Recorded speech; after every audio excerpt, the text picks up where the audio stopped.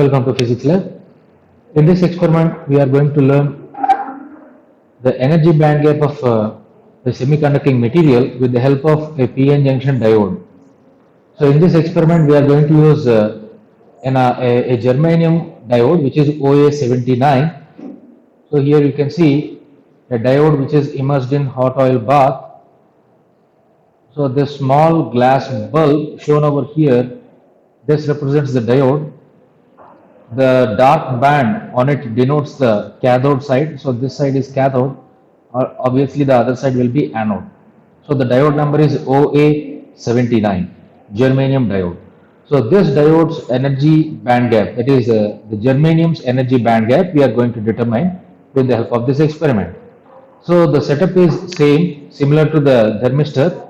Here we have got a test tube containing edible oil, which is an electrical insulating oil.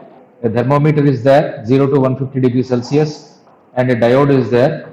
And here we have a water bath, below which you have got an electric heater. So if you want, you can change the temperature of the water just by switching on the heater. So we have got a heater switch here. Just if you turn it on, the heater will start heating, and that warms the water. And if at all you want to cool the sample, just you can throw away the water and you can take fresh water from the tap. So here this setup provides the heating for diode, and we have got another one which is the microammeter. It is 0 to 50 range, 50 microamps range, because the diode's reverse current will be usually very small, of the order of few microamps. So this particular setup is going to be connected according to a given circuit diagram. So we are going to study the reverse current variation of this diode with respect to temperature. Let's have a look at the theory.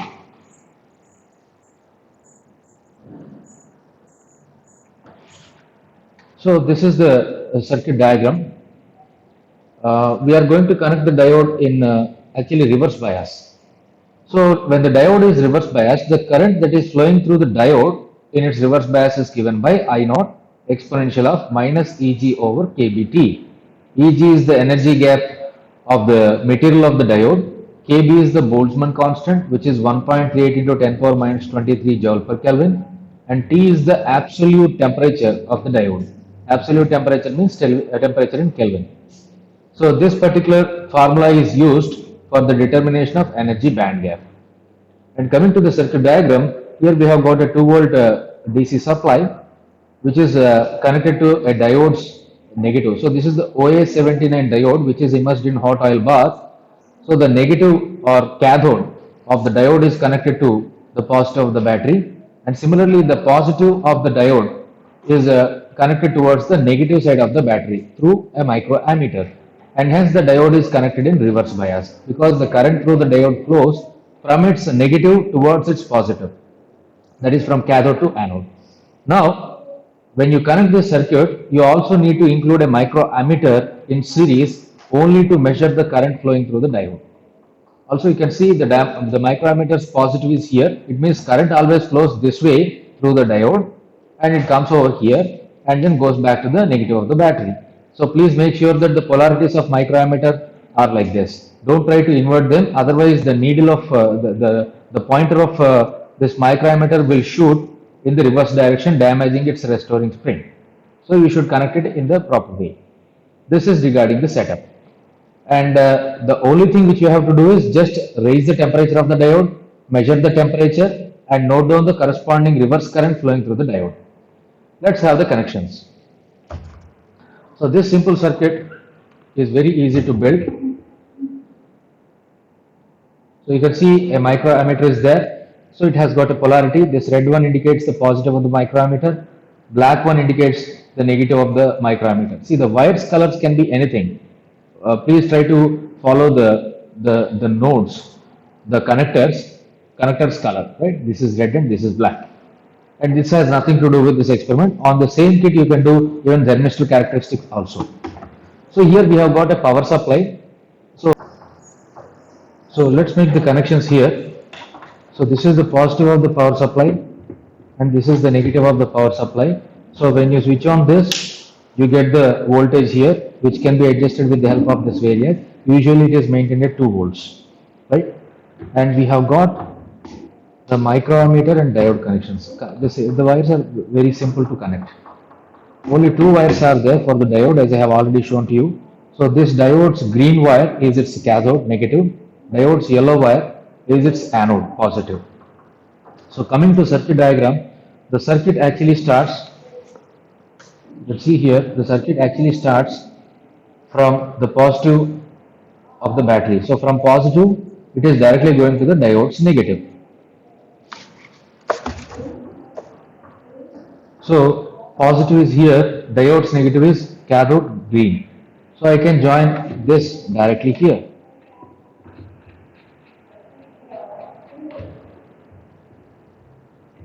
And the other one, that is diode's positive, it goes to the microammeter's positive.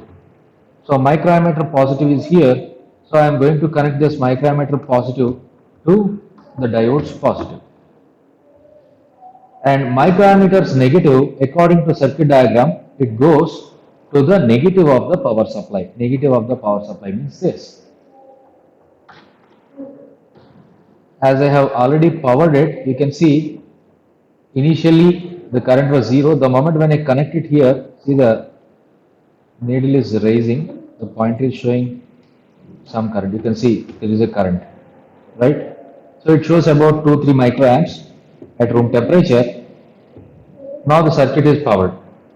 If you switch on this heater, temperature of this diode slowly raises, and at every 5 degrees centigrade interval of temperature, you can note down the corresponding current. That is, you start with 30 degrees Celsius. Initially, the temperature shown by the diode is almost 30 now. This thermometer shows almost 30. So at 30, in this case, let me hold it gently. So here I could see 2, 3, and then 4. It's 4 microamperes current.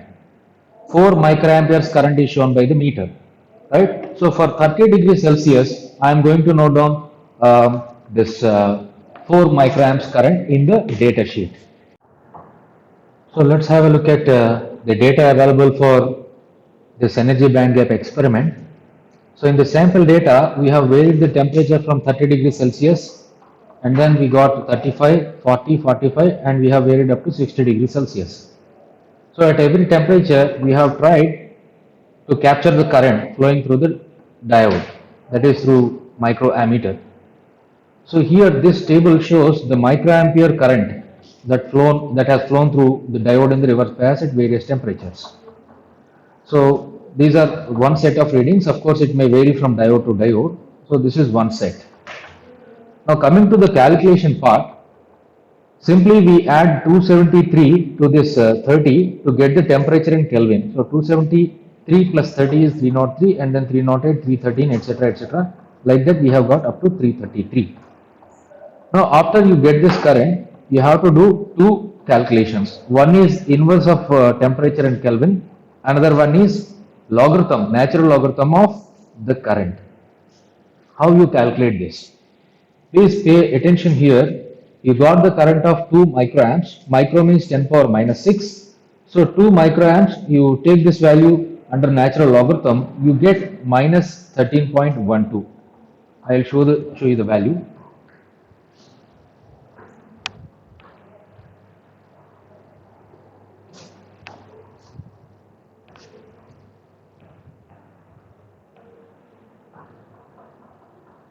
So if you use a normal calculator, you can get the value of this. So which is ln of natural logarithm of 2 into 10 power minus 6. So 2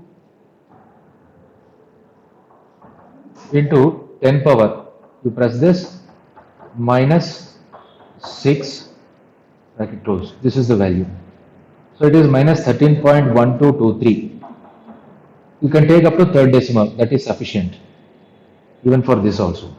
So like that, for next current 3 into 10 power minus 6 also, you calculate accordingly. Well, you can do this very easily with the help of a function. So ln of alpha x into 1 into 10 power minus 6. Because I know that all currents will be in microamps, 1 into 10 power minus 6 means just 10 power minus 6. I can't put this directly. because sometimes math error will come. That's why I'm putting 1 into 10 power minus 6. And if I press calc, it asks me what is the value of x. So I can directly feed 2, 3, 5, 8, etc. As we know already 2, now we can go for 3.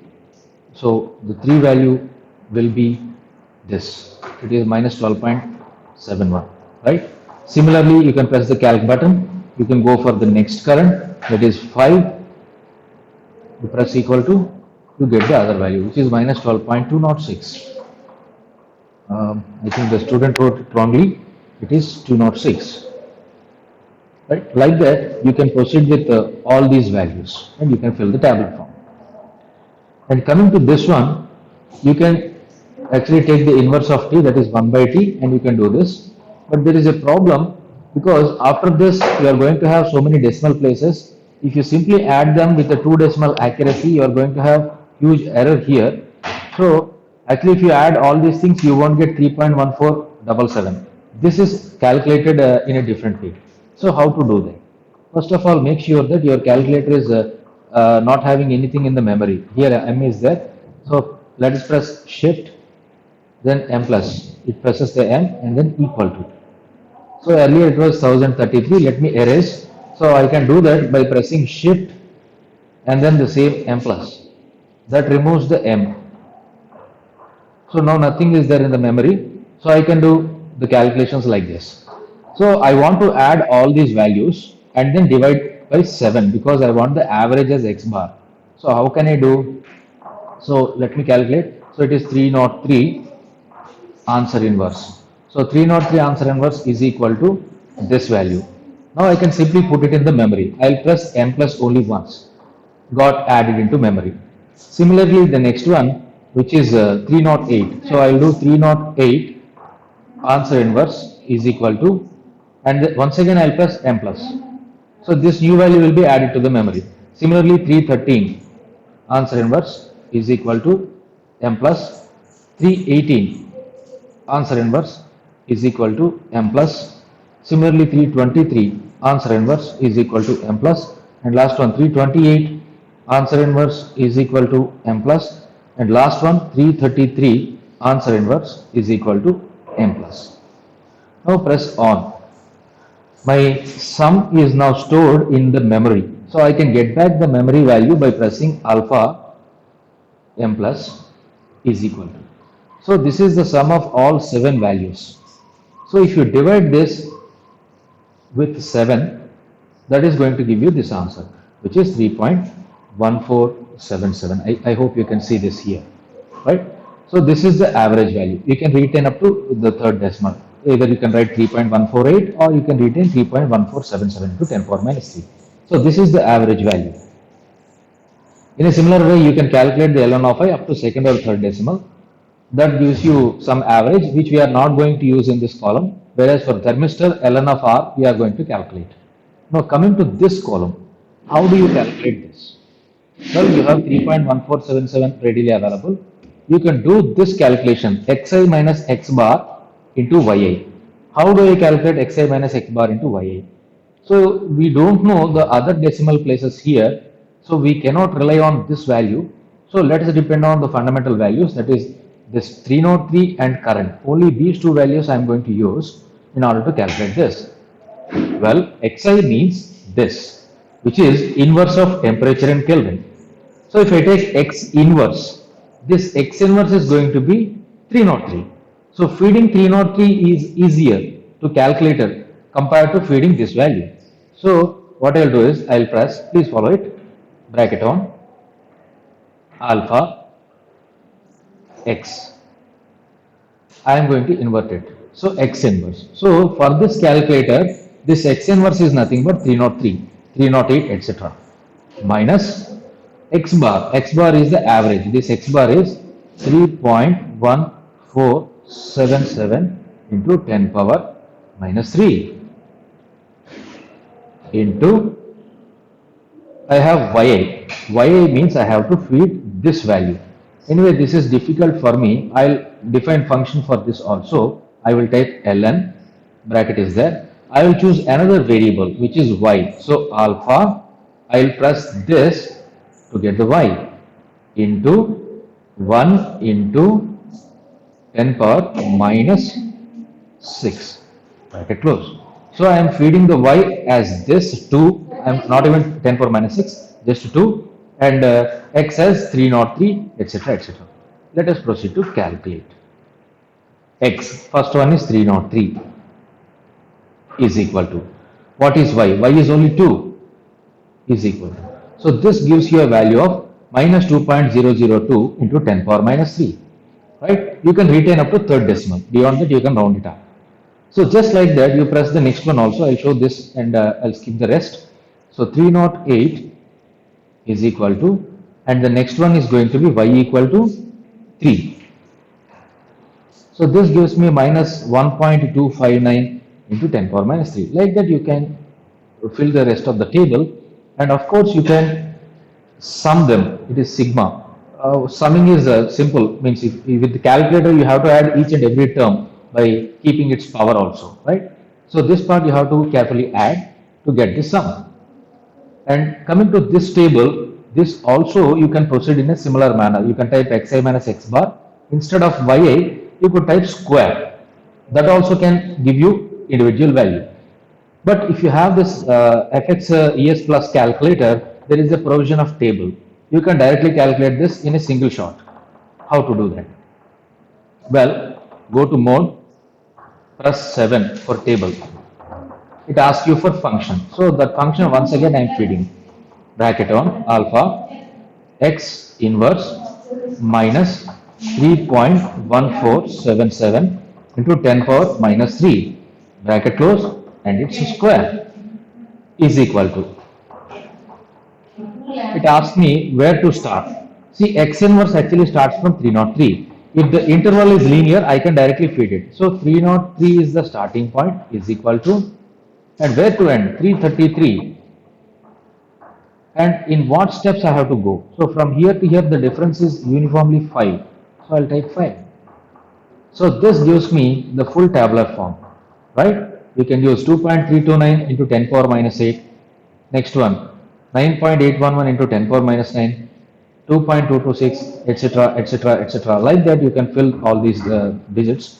And please keep at least the third decimal point after this non-zero value.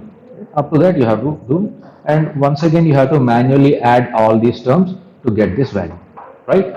So after you get this, you can simply take this divided by this. Let me check here. And one more thing, if you want to get back to your normal mode, press the same mode and once again 1 computation. I am back to this mode. I don't know whether these calculations, these sums are correct or not, because it has been calculated by a student. So I rely on these values. I hope that they are correct. So let me show you how to do this. Minus, because I want this by this, minus 5.2066 into 10 power minus 4 divided by 6.8726 into 10 power minus 8. This gives me the slope. See, I got 7,575 with a negative sign. This is my slope of this this tabular form, from tabular form. Same thing you can calculate from graph also. I will tell you later. So how do I get the value of energy gap? Let me show here.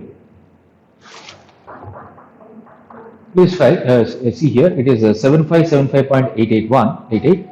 So the slope from table is given by this, and the formula for energy gap is Eg equal to negative of slope into 1.8 into 10 power minus 23 joule. So slope is already negative. This negative gets cancelled, and when you multiply by 8.62 into, it is joule, it is electron volt. So electron volt is 8.62 into 10 power minus 5 conversion. So when you multiply this, the answer here is 0.65304.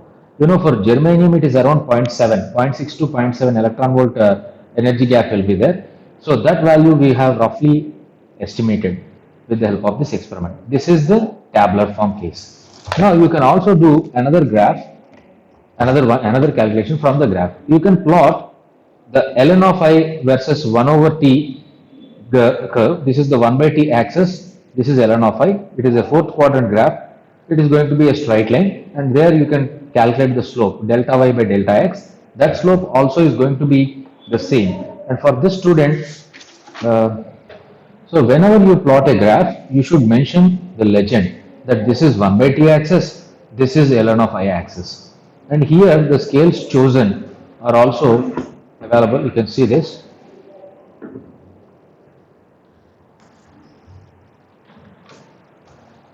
So the scale, one division or one unit on x-axis. So here x-axis refers to 1 by t axis. You should mention that. So on 1 by t axis, this is the value. And similarly on y-axis is ln of I axis. On ln of I axis, it is 0.2 units. There is no units actually. It is 0.2, of course, with a negative sign, right? So 0.2 units, no units, because log has no dimension. Now you start at 3.00 into 10 power minus 3, and with a scale of 0.02 into 10 power minus 3 Kelvin inverse. I repeat, 0.02 into 10 power minus 3 Kelvin inverse. You increase the steps. First one is 3.0, next one is 3.02, 3.04, 3.06, etc. up to 3.34. For the given data from 30 degrees to 60 degrees, this is sufficient. And they got the ln of I values as minus 11 point and 12 point. So whichever is the lowest, from there they start, and increasing in steps of 0.2, they have plotted the data here like this. If you do the experiment perfectly, it is going to be a perfect straight line that doesn't pass through origin. Please don't try to join here. Actually, there is a cut. We are not showing the entire graph, right? So this line you draw, and you drop a right angle triangle on this. So this right angle triangle is used for calculation of the slope.